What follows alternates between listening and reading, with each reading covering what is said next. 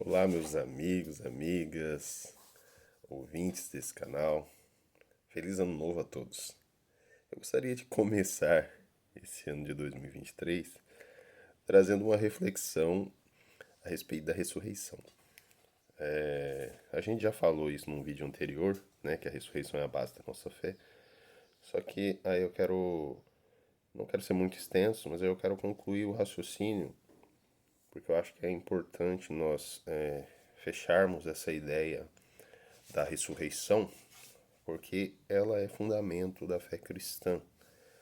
Então nós não podemos deixar esse tema apenas aberto, nós temos que tentar trazer uma ideia conclusiva e algumas práticas que podemos levar para a nossa vida. Lá no 1 Coríntios capítulo 15, o apóstolo Paulo ele trata desse tema de uma forma bem incisiva, porque tinha um grupo de pessoas ali na igreja dos Coríntios que ou não acreditavam na ressurreição, ou achavam que a vida cristã reduzia, se resumia só a viver essa vida.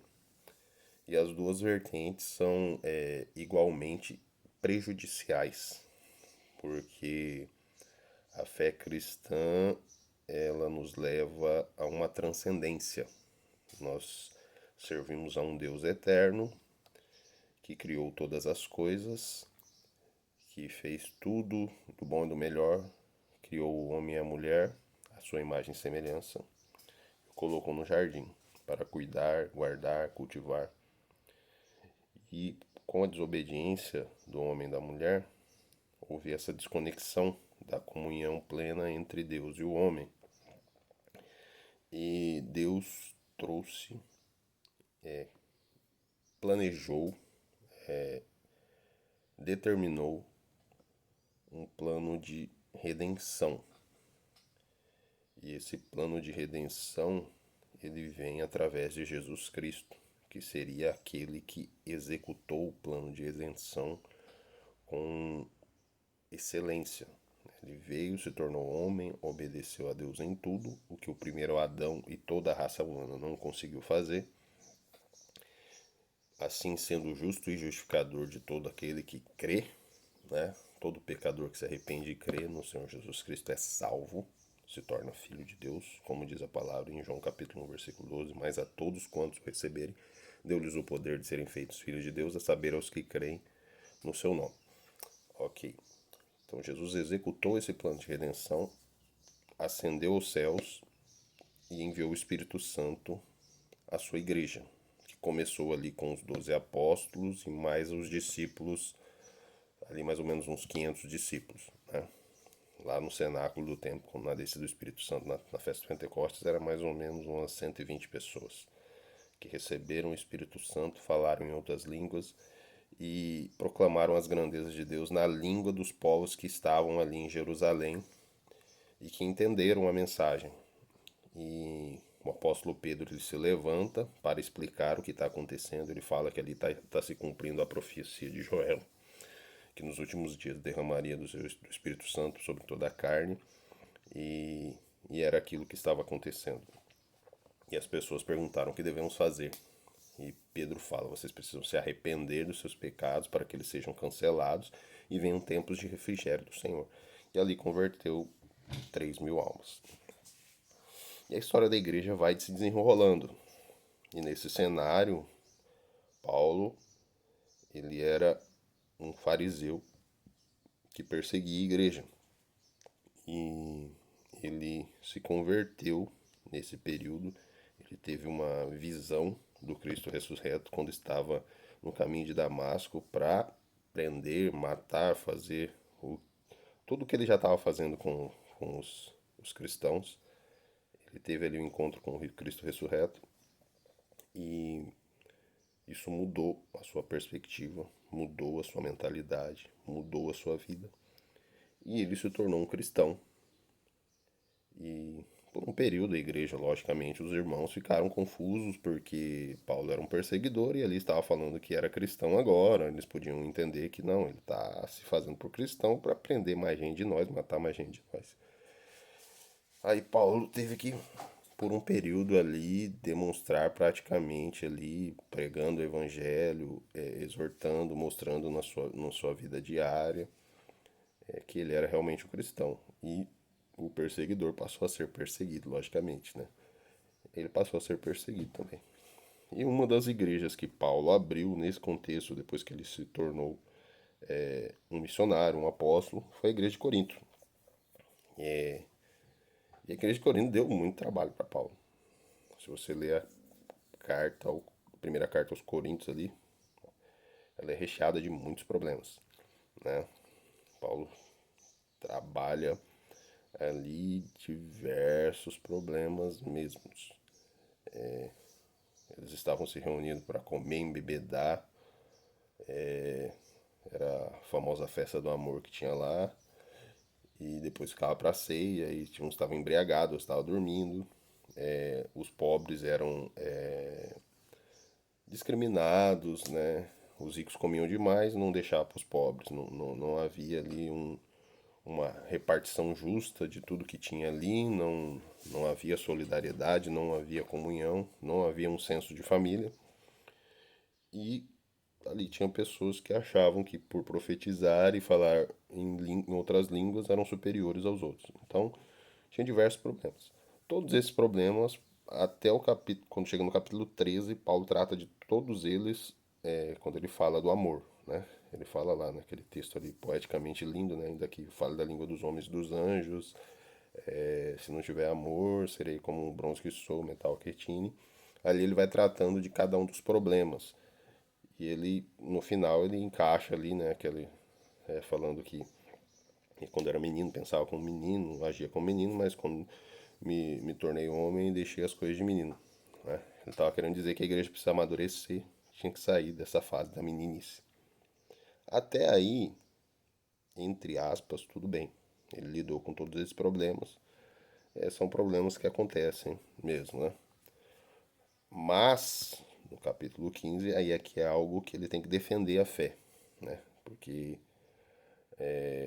ali tinham essas pessoas, uns que provavelmente influenciados pelo gnosticismo, provavelmente saduceus que se converteram, porque os saduceus não acreditavam na ressurreição, estavam ali na igreja, estavam influenciando com essa falsa doutrina de que Jesus não vai ressuscitar, né? Ou não ressuscitou, na verdade, né? Ele não ressuscitou e se ele não ressuscitou, nós também não vamos ressuscitar.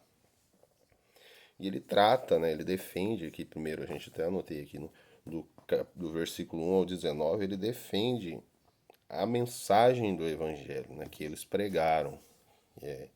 Ele usa ali de argumentos lógicos, né? Que se Jesus não ressuscitou, a nossa pregação não tem sentido, a nossa fé não tem sentido, os irmãos que morreram permanecerão sem esperança e a vida que segue, o evangelho é mais uma religião para acalmar as dores da nossa existência, né? Como já ouvi dizer aí, né, que a religião é o ópio do povo, né? Então a religião é algo que as pessoas precisam se apoiar para os momentos difíceis da vida. E aqui o apóstolo Paulo ele bate bem aqui no versículo 19 quando ele diz que se a nossa esperança em Cristo se limita apenas a esta vida, somos os mais infelizes de todos os homens. Porque se fosse exatamente isso, nós estamos perdendo o nosso tempo seguindo a Cristo, seguindo a palavra de Deus, crendo no Senhor Jesus Cristo, crendo na sua ressurreição, crendo que um dia ele nos ressuscitará. E ele vai tratando, né, dessas situações em todos os contextos. Aqui do versículo 20 a 28 fala, né? Cristo, a primícia dos que dormem, né? Que aqui, aqui tem alguns versículos que é importante a gente ressaltar, que ele fala aqui no versículo 21, visto que a morte veio por um homem, também por um homem veio a ressurreição, porque assim como Adão todos morrem, assim também todos serão vivificados em Cristo, cada um, porém, por sua própria ordem. Cristo as primícias, depois os que são de Cristo na sua vinda. Então, primeiro Cristo ressuscita, como já ressuscitou, aí depois que aqueles que creem no Senhor Jesus, que receberam a Cristo pela fé, esses sim ressuscitarão. Então virá o fim quando ele entregar o reino ao Deus e Pai, quando houver destruído todo o principado, bem como toda a potestade e poder. Então Cristo ele vai executar todo esse plano de Deus, vai destruir todos os inimigos de Deus, e o último inimigo que será destruído será a morte, né? Porque o pecado gera a morte. Então, a morte precisa ser destruída para que o reino de Deus seja concretizado em sua plenitude nos novos céus e na nova terra, né? Um novo mundo sem pecado. Os homens que receberam a Jesus pela fé estarão em plena comunhão com Deus, e aqueles que rejeitaram serão condenados, né? Logicamente, com Satanás e seus anjos no lago de fogo, né? Então aqui é importante a gente ver todo esse contexto. Então aqui explica a respeito de Jesus, né, sendo a primícia dos que dormem. Ele ressuscita primeiro e os que são de Cristo ressuscitam depois. Do versículo 29 ao 34, a ressurreição em relação à vida prática. Aqui ele está querendo dizer que nós precisamos ser sóbrios, né? Que as más conversações corrompem os bons costumes. Aqui do versículo 33 ele fala, né? Ele fala, a nossa fé tem que ser prática. Se nós cremos na ressurreição, nós temos que viver de acordo com a nossa fé. E nós temos que deixar de dar ouvido a essas pessoas que não acreditam naquilo que nós acreditamos. Aí no versículo 34 ele diz, tornai-vos a sobriedade, como é justo, e não pequeis. Porque alguns ainda não têm conhecimento de Deus, isto digo para vergonha vossa. Então aqui ele já está apontando que no meio da igreja ali tem pessoas que não conhecem a Deus. E que essas pessoas não devem ser valorizadas, você não deve dar ouvido a elas, porque senão você vai se corromper e daqui a pouco você vai estar cheio de dúvida na sua cabeça, daqui a pouco você está acreditando que não tem ressurreição, daqui a pouco você está acreditando que Deus de fato não voltará para concretizar o reino de Deus. Então tem todo esse contexto aqui, né? E aqui do versículo 35 ao 49 ele explica a questão do que os ressuscitados terão um corpo, né? Nós vamos morrer nesse corpo material, mas nós teremos um corpo glorificado. Aí é que ele faz até a analogia da árvore, né? Quando você planta uma semente, a semente morre e nasce uma árvore. Então aqui, na verdade, tá dando aqui uma simbologia que é um crescimento. Você começa nessa vida e você vai crescendo até chegar à eternidade para com Deus. Aqui no versículo 44 diz, né? Semeia-se corpo natural, ressuscita-se corpo espiritual. Se há corpo natural, há também corpo espiritual. No versículo 48 diz assim, como foi o primeiro homem o terreno, tais são também os demais homens terrenos. Como é o homem celestial, tais também os celestiais. Assim como trouxemos a imagem do que é terreno, devemos trazer também a imagem do celestial. Então, quando nós recebemos Jesus pela fé, a imagem do homem celestial é acreditada a nós. E nós precisamos desenvolver essa imagem do homem espiritual, vivendo uma vida de comunhão com Deus. E dessa forma nós vamos trazer o celestial para a nossa realidade. Nós estamos trazendo o celestial para a nossa realidade, vivendo de acordo com a vontade de Deus. E aqui, do versículo 50 ao 58, ele conclui o raciocínio que os vivos serão transformados.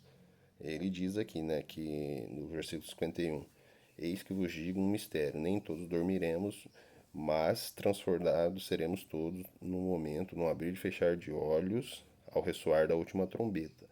A trombeta soará, os mortos ressuscitarão incorruptíveis e nós seremos transformados, porque é necessário que este corpo corruptível se revista da incorruptibilidade e que o corpo mortal se revista da imortalidade. E quando este corpo corruptível se revestir de incorruptibilidade e o que é mortal se revestir de imortalidade, então se cumprirá a palavra que está escrita: tragada foi a morte pela vitória. Então, quando formos transformados, quando a incorruptibilidade se tornar nossa realidade. Quando o incorruptível, vamos dizer assim, engolir o que é corruptível, né? Que o corruptível vai morrer, e quando se tornar o incorruptível, aí é a concretização do propósito de Deus para os seus eleitos. É quando a morte vai ser vencida e o pecado também. Porque o pecado gera morte. O pecado, ele será afastado de nós. Porque quando nós somos salvos, nós somos libertos primeiro pela culpa do pecado, depois nós somos libertos do poder do pecado e depois nós somos libertos da presença do pecado. Então aqui nós seremos libertos da presença do pecado e teremos um corpo incorruptível, um corpo sem pecado. E no versículo 57, ele diz: graças a Deus que nos dá a vitória por intermédio de nosso Senhor Jesus Cristo. E toda a conclusão, ele fala no versículo 58, que tendo posse de todas essas verdades a respeito da ressurreição de Cristo, de tudo que vai acontecer até o momento que nós seremos libertos totalmente do pecado, portanto, meus amados irmãos, sede firmes, inabaláveis e sempre abundantes na obra do Senhor, sabendo que no Senhor o vosso trabalho não é vão. Aqui ele está concluindo dizendo, ó, deixa esses que não acreditam na ressurreição, deixa esses que não acreditam que quer dizer, que acreditam que a vida com Jesus é só para esta vida terrena. Deixem eles de lado, deixem as más conversações, para que eles não venham corromper os seus bons costumes e vamos trabalhar com empenho na obra do Senhor. Vamos trabalhar de forma firme, inabalável e sempre abundante, porque todo o trabalho que fizermos para o Senhor não é vão. Então, que essa seja a nossa motivação no ano de 2023, que nós possamos deixar as más conversações, deixar aqueles que acreditam que Deus só serve para resolver os nossos problemas nessa vida, aqueles que não acreditam na ressurreição, e prossigamos, perseveremos em seguir ao nosso Senhor Jesus Cristo. Essa é a nossa meditação de hoje. Que Deus nos abençoe. Tenham todos um feliz ano novo.